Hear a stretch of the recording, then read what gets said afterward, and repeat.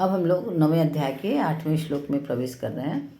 प्रकृतिं स्वामवष्टभ्य विसृजामि पुनः पुनः भूतग्राममिमं कृष्णमवशं प्रकृतेर्वशात्। भूतग्राममिमं कृष्णमवशं प्रकृतेर्वशात्। यहाँ पर प्रकृति शब्द जो है व्यष्टि प्रकृति का वाचक है ना। और महाप्रलय के समय सभी प्राणी अपनी व्यष्टि प्रकृति यानी कारण शरीर जो है उसमें लीन हो जाते हैं। सूक्ष्म जो कारण शरीर उसमें सब लीन हो जाते हैं। व्यक्ति प्रकृति समष्टि प्रकृति में लीन हो जाती है और समष्टि प्रकृति परमात्मा में लीन हो जाती है जितनी भी है। परंतु जब महासर्ग का समय आता है तब जीवों के कर्म फल देने के लिए उन्मुख होते हैं। जो भी हम कर्म लेके भगवान में समा गए ना, तो वो कर्म जो है हमारे जो अभी सूक्ष्म रूप से बैठ गए थे जब जाने के बाद, तब वो फिर से उत्पन्न हो रहे हैं, फिर से फल देने के लिए उन्मुख हो रहे हैं। तो उस समय क्या होता है, उन्मुखता के कारण भगवान में बहुश्याम प्रजा ये भगवान ही संकल्प पैदा होता है और जिससे समष्टि प्रकृति में क्षोभ होने लगता है। क्षोभ अर्थात हलचल। जैसे होता है ना कि उसने ऐसा व्यवहार किया कि हमें क्षोभ हो गया। लोग कहते हैं ना, क्षोभ का क्या मतलब हुआ कि आपका जो स्थिर हृदय था, चित्त जो स्थिर था, उसमें हलचल पैदा होने लगी। ऐसा कैसे व्यवहार कर दिया इसने, कहते हैं ना। तो ऐसे जब ये स्थिति होती है तब क्या होता है, फिर प्रकृति में क्षोभ उत्पन्न होता है, हलचल मचने लगता है। जैसे जब हम दही को ऐसे मथते हैं तो क्या होता है, मक्खन ऊपर आ जाता है और मट्ठा नीचे बैठ जाता है। कैसा करने से, हलचल करने से। तो ऐसे जब प्रकृति में हलचल होती है तब फिर उत्पत्ति और ये तीन प्रकृति पैदा होती है। तीन प्रकृति पैदा होती है, सात्विक, राजस और तामस। ये तीनों गुण है ना। जब प्रकृति में हलचल पैदा होती है तब ये तीनों गुण पैदा होते हैं। तो इन तीनों गुणों से स्वर्ग और मृत्यु और पाताल ये तीनों लोग पैदा हो जाते हैं। उन तीनों गुणों से जो तीन गुण पैदा होते हैं ना, जब प्रकृति में हलचल पैदा होती है तो तब उससे ही जो है स्वर्ग, मृत्यु और पाताल ये तीनों लोग पैदा होते हैं। इन तीनों लोकों में भी अपने अपने गुण और कर्म स्वभाव से सात्विक, राजस और तामस जीव पैदा होते हैं। इन तीनों लोकों में भी, जैसे राजा बलि थे वो पाताल लोक में थे, प्रहलाद कहाँ थे, पाताल लोक में थे, लेकिन सत्व गुण के कारण वो आज भी पूजे जाते हैं, उनका स्मरण किया जाता है ना। आज भी हिरण्यकशिपु के पुत्र थे ना राजा प्रहलाद, वो तो राक्षस था, असुर था।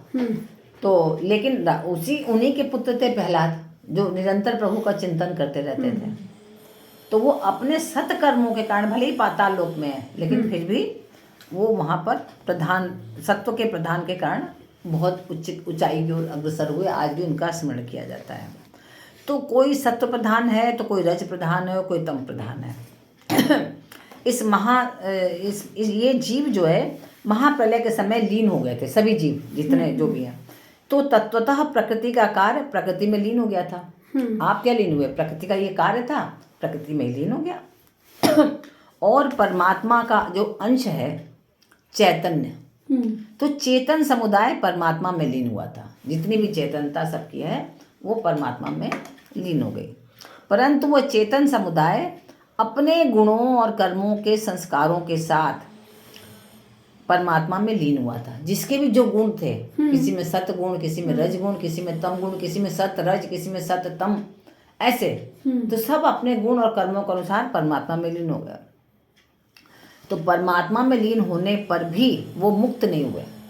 क्यों मुक्त नहीं हुए?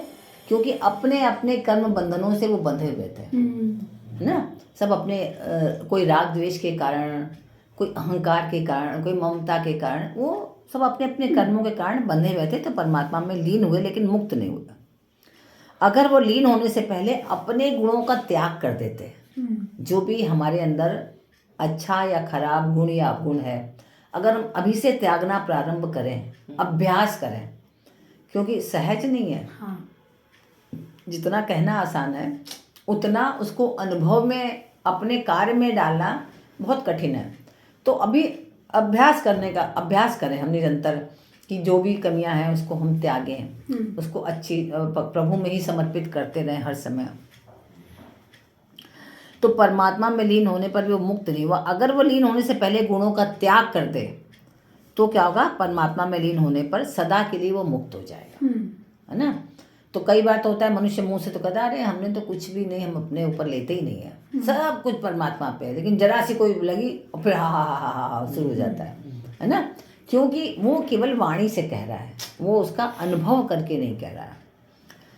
तो ऐसा मनुष्य अगर मृत्यु से पूर्व सब कुछ अपने प्रकृति को, अपने स्वभाव को छोड़ दे तो वो जन्म बंधन से मुक्त हो जाएगा, फिर जन्म मृत्यु के बंधन से। उन गुणों का त्याग न करने से ही उसका महासर्ग के आदि में अलग अलग योनियों के शरीरों के साथ संबंध हो जाता है। कभी किसी का, जैसे आपका कुत्ते से इतना प्रेम हो गया तो उसकी योनि में उसको प्राप्त हुई, अब वो आपसे प्यार करने लगा। भले हो सकता है कोई ऐसा जीव हो जिसका पहले आपसे संबंध हो, अब इस रूप में आके कर रहा है ना, पता ही नहीं होता है। तो अलग अलग योनियों में फिर मनुष्य का अपने अपने कर्मों के अनुसार जन्म होता है। किरण जी, हाँ जी। किरण जी, मैं एक चीज़ और नोट करती हूँ, जैसे वो तो है ही, पर मैं उसकी बॉन्डिंग मेरे बड़े बेटे के साथ देखती हूँ कि वो सोती नीचे, जैसे वो आता वो she became very attentive and she came, जैसे एक धात्री माँ होती है ना, एक तो जन्म धात्री होती है, तो मैं उसकी एक अजीब बॉन्डिंग ये भी देखती हूँ जिसपे मुझे बड़ा आश्चर्य होता है। वो कहीं भी आके बैठेगा, वो कुछ नहीं करता आजकल, सब मैं ही करती हूँ उसका जैसे, पर जैसे आदित्य नीचे आता है वो तुरंत उसके पास जाके और पूछ हिलाती है, उसको प्लीज करने की कोशिश करती है और उसके आसपास ही रहती है जब तक वो रहता है, और जब वो चला जाता है तब बैठती है। तो पता नहीं क्यों मुझे वो संबंध, कोई ना कोई कनेक्शन लगता है, वो संबंध होता है, वो तो वो किसी न किसी रूप में आपके पास आता है।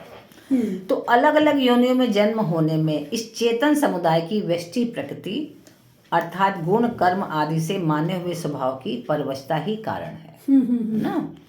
तो प्रकृतिम स्वामवष्टभ्य, प्रकृति परमात्मा की एक अनिर्वचनीय अलौकिक विलक्षण शक्ति है। उसी शक्ति के माध्यम से तो परमात्मा सब कार्य कर रहे हैं। अगर वो ना हो तो परमात्मा भी कैसे काम करे, तो परमात्मा की ही शक्ति है और परमात्मा उसी के माध्यम से कर रहे हैं। इसको परमात्मा से भिन्न भी नहीं कह सकते हम कि परमात्मा से अलग है, ये नहीं ऐसा कह सकते, और इसको हम अभिन्न भी नहीं कह सकते कि परमात्मा से अभिन्न नहीं है। ऐसी अपनी प्रकृति को स्वीकार करके परमात्मा महासर्ग के आदि में प्रकृति के परवश हुए जीवों की रचना करते हैं। जब फिर से प्रकृति प्रारंभ होती है तो फिर से प्रकृति की रचना करते हैं। तत्व से प्रकृति भगवान से अभिन्न है। अगर तत्व की दृष्टि से देखा जाए तो उस दृष्टि से वो अभिन्न है। तो परमात्मा प्रकृति को लेकर ही सृष्टि की रचना करते हैं। परमात्मा प्रकृति के बिना नहीं करते, क्योंकि सृष्टि में जो परिवर्तन होता है, उत्पत्ति विनाश, ये सब जो होता है वो सब प्रकृति के कारण ही होता है। और भगवान, वो सब प्रकृति में ही होता है, भगवान में परिवर्तन नहीं होता है, सब प्रकृति में हो रहा है। सृष्टि हुई, विनाश हुआ, भी ये फूल निकले, ये पेड़ निकले, ये पौधे हुए, सब खत्म, हम मनुष्य जो लोग पैदा हो रहे हैं खत्म हो रहे हैं, लेकिन भगवान में कोई परिवर्तन नहीं हो रहा है। तो भगवान क्रियाशील प्रकृति को लेकर ही इस सृष्टि की रचना करते हैं, जो क्रियाशील, इसमें भगवान की कोई असमर्थता, पराधीनता अथवा कमजोरी आदि कुछ भी नहीं है। तो वास्तव में भगवान का स्वरूप प्रकृति सहित ही है।